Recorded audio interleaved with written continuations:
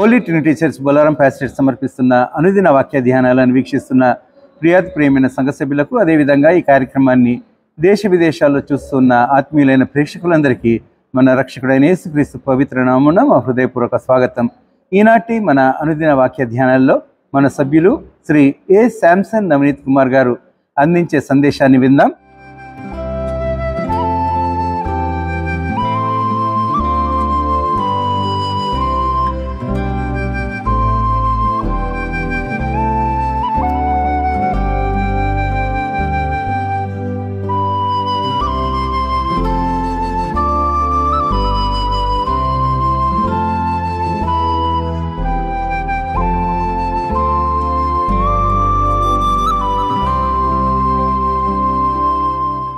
ఈ ఉదయకాల బైబిల్ ధ్యానం కొరకు మనము తీసుకున్న వాక్య భాగ్యము విలాప వాక్యములు 3వ అధ్యాయము, విలాప వాక్యములు 3వ అధ్యాయము 26 నుంచి 27 వరకు.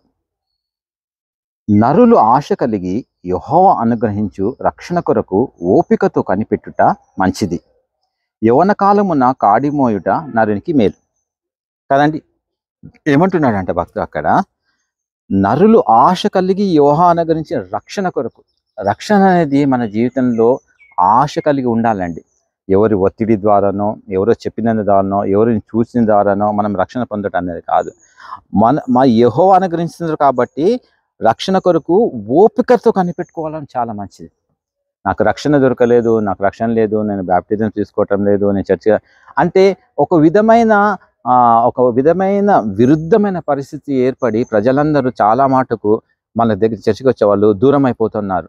రక్షణ అనేది లేకుండా మన జీవితము వ్యర్థమండి. కానీ ఆ రక్షణ లేకుండానే జీవించడానికి అందరూ ఉత్సాహంతో ముందుకెళ్తున్నారు. అది చాలా తప్పు, చాలా ప్రమాదం అది. ఎందుకంటే యవ్వన కాలమున కాడిమోయుట నరునికి మంచిది.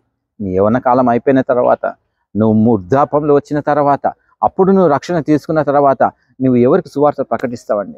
ఒక ఆత్మనను మనం రక్షించకుండా పరలోకానికి ఎలా వెళ్ళగలుగుతామండి? ఒక్క ఆత్మనను మనం రక్షించాలండి. మనకున్న తలాంతులు ఏవైతే ఉన్నాయో అవి దేవుని సేవ కొరకు ఉపయోగించాలండి. అదే రక్షణకి మనకి మూలం. నీ పాటలు వచ్చా పాటలు పాడు, బైబిల్ చదువుకోవా బైబిల్ చదువు, మంచిగా మాట్లాడగలుగుతావా ఇతరులతో మంచిగా మాట్లాడు, ఇతరులకు సేవ చేయగలుగుతావా సేవ చేయి.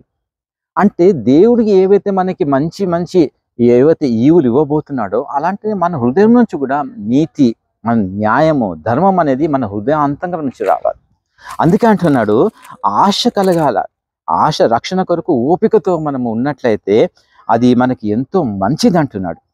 ఎందుకంటే అపవాది ఈ రక్షణ దొరకకూడదనే ప్రతి ఒక్క కుతంత్రాలతో మనల్ని దూరం చేస్తూ ఉంటాడు దేవునికి. కానీ దేవుడు ఏదైతే ఉన్నాడో, ఎప్పుడైతే మనం ఆశ కలిగి రక్షణ కొరకు చూస్తూ ఉంటామో ఆయన తప్పకుండా మనని ఆ రక్షణ ఒక ఆశీర్వాదం మనకు దయచేస్తాడు. హెబ్రీయులు ఏం రాసిందంటే అండి 6:11, మీరు మందులు కాక విశ్వాసము చేతను ఓర్పు చేతను వాగ్దానమును స్వాతంత్రించిన వారిని పోలి నడుచుకున్నట్లు మీలో ప్రతివాడును మీ నిరీక్షణ పరిపూర్ణ మగనట్ల నిమిత్తము మీరు ఇది వరకు కనపరిచిన ఆసక్తిని తుదమట్టు కనపరచని ఆపేక్షించాడు. తుదమట్టుకు the end of the day వరకు అదే ఆసక్తితో కలిగి ఉండాలండి. ఇంకా అయిపోయింది, నాకు అవసరం లేదు, దేవునితో నాకు అవసరం తీరిపోయింది, నా పిల్లల మ్యారేజ్ అయిపోయింది, నేను ఇల్లు కట్టుకున్నాను, ఆస్తి సంపాదించాను, ఇంకా నా జీవితంలో నేను ఏం పొందుకోలేదు, నేను ఇంకా చర్చికి రావడం దేనికి, నేను ఇంకా ఎందుకు దేవుని స్తుతించి ఆరాధించాలి? No no no no no తుద మట్టుకు మన ఆఖరి శ్వాస ఉన్నప్పుడు కూడా మనము దేవునితోనే కనెక్ట్ అయి ఉండాలి. ఆయన రక్షణ కోసం ఎదురు చూస్తూ ఉండాలి. ఎందుకంటే యేసుక్రీస్తు ప్రభు శిలువ మీద మరణించినప్పుడు ఆయన నా ఆత్మ నీ చేతికి అప్పగించుతున్నాను అని ఆయన ఊరుకొని ఉండలేదు కదండి. దేవుని ఆత్మ, యేసుక్రీస్తు ఆత్మ దేవుని తండ్రికి ఇచ్చేసిన తర్వాత కన్నా 3వ దినం తిరిగి లేచాడు కదండి. తిరిగి లేచి తన శిష్యులకు అందరు కనబడి వాళ్ళందరూ ఇంకా దేవుడు తిరిగి లేవడు అన్న ఒక అవిశ్వాసం ఉండకూడదని వాళ్ళతో ప్రత్యక్షంగా నన్ను ముట్టుకోమని, తోమానైతే నా రంధ్రంలో నువ్వు వేలిపెట్టి విశ్వాసంగా ఉండమన్నాడు. అంటే అంటే దేవుని మనకి ఏం చెప్పాలనుకుంటున్నాడు? మీరు ఎలాగైనా ఓపికగా ఉండి అబద్ధము దిక్కు మీరు వెళ్ళకుండా సమృద్ధిగా మీరు జీవించేలాగా, జీవితంలో ముందుకు సాగేలాగా విశ్వాసం పెంచుకునే రక్షణను మీరు కలిగి ఉండాలి. కీర్తనలు ఏమంటున్నాడంటే, యెహోవా సైన్యములకు అధిపతికు దేవ, చెరలో నుండి మమ్మల్ని రప్పించుము, మేము రక్షణ నొందునట్లు నీ ముఖకాంతి ప్రకాశింపజేయం. ఎంత చూడండి, ఆయన ముఖకాంతి ఎప్పుడు ప్రకాశమవుతుందండి. మానవులైన మనము ఒకవేళ రక్షణలో వస్తే దేవదూతులు అక్కడ సంతోషపడతారు. ఒక్క ఆత్మ రక్షించబడ్డా అంటే పరలోకంలో పండుగ జరుగుతుంది అంటే అండి. మళ్ళీ అలాంటి దానికి మనకు తెలిసిన తర్వాత కూడా దేవునికి విరుద్ధంగా ఎలా వెళ్తామండి, ఆలయంకి విరుద్ధంగా ఎలా వెళ్తామండి, పెద్దలకి విరుద్ధంగా ఎలా వెళ్తామండి. మన లోపల ఉన్న దాన్ని మనము మంచి లోపలనే మృదుతత్వము, కోపం కానీ, అసూయ కానీ, జారత్వం కానీ వీటినంతా దూరం చేసి ఒక మంచి యోధునిగా, ఒక యుద్ధ యోధునిగా మనం ముందుకు వెళ్ళాలని యేసుక్రీస్తు ప్రభు, యెహోవా దేవుడు, పరిశుద్ధాత్మ వాళ్ళ ఆశ ఇదే అండి. కానీ అపవాది అలా జరగనియండి అండి. మీరు బైబిల్ చదవడానికి కూర్చున్నారంటే మీకు తప్పకుండా నిద్ర వచ్చేది. మీరు బైబిల్ చదవడానికి కూర్చున్నామంటే మనకు ఒక కాల్ వచ్చుద్ది, ఏదో ఒక డిస్టర్బెన్స్ వచ్చింది. ఓకే, రానివ్వండి, ఒకసారి వస్తుంది, 2 సార్లు వస్తుంది, 3 సార్లు వస్తుంది. కానీ మనకు రక్షణ కలగాలని ఉన్నప్పుడు ఈ బైబిల్లో ఉన్న ప్రతి ఒక్క వాక్యం లోపల ఉన్న అర్థం మనం తెలుసుకోవాల్సి వస్తుంది. కాబట్టి మన జీవితాల లోపల మనం ఆసక్తి కలిగి యెహోవా అనుగ్రహించే రక్షణ కొరకు ఓపిక కనిపెట్టుకుని ఉందామండి. దేవుడి కొద్ది వాక్యాలు మన ఆత్మీయులకి దీవించును గాక. ఆమెన్. చిన్న ప్రార్థన చేద్దామండి. పరిశుద్ధ నీ పాదం కనుక వందం స్తోత్రం తెలియపరచుకుంటాను దేవా. అవును తండ్రి, నీ రక్షణ ప్రభావం మేము ఆసక్తితో ఎదురుచూస్తుండగా మా హోలీ ట్రినిటీ బొల్లారం చర్చిలో ఉన్న ప్రతి ఒక్కరికి ప్రభా రక్షణ భాగ్యం కలిగించి నీ ముఖకాంతి ప్రకాశించేలాగా మమ్మల్ని ఆశ్రయించమని, మా జీవితాలలో ప్రభా మేము కూలిపోయినన్నింటినీ 2 తిరిగి పొందుకలా మనం ఆశ్రయించి దీవించమని నజరేయుడైన యేసుక్రీస్తు అతి పరిశుద్ధమైన ప్రార్థించి నేను వేడుకుంటున్నాను యెహోవా తండ్రి. ఆమెన్.